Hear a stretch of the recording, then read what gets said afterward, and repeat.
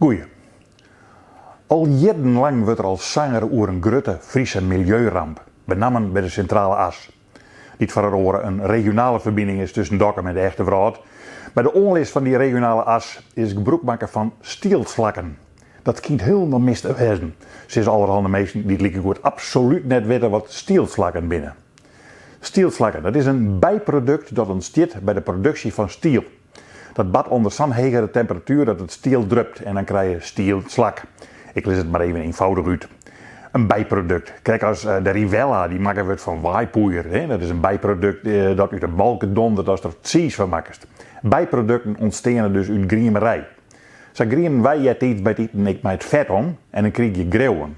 Nou, dat staat nou alweer op verbeerde listjes. Rivella net. Maar stielslakken dan? Het Wikipedia-verhaal over stielslakken is skreund door de hoogovers, dat nu staat als stiel hiet of zo. Want er staat niet in hoe dat het verkeerd goed is.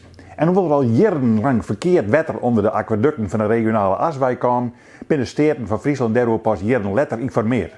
Zitwurg had een soort leur die de theepoetsen in de GFT-tonnen smieten, maar het nietsje bij het grof vuil en het kaartje in de papierbak. Die leeuw die schreeuwde moord en brand.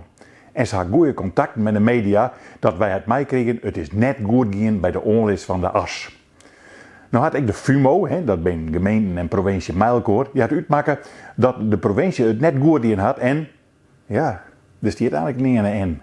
Want dat weten we net. Hoe gevaarlijk is het? Maar dat dik er weer helemaal uitgesquat worden. Maar die stielslakken weer naar de hoogovers weer ombracht worden. Ben die stielslakken nou lekker gevaarlijk als stikstof en CO2? Waar je daar sowieso geen skeenwetter op heden, is het dan slim dat er een stielslakje in zit. En hebben we een conferentie in Parijs nodig om wereldwijd de stielslak te verbieden om er nog altijd te wezen.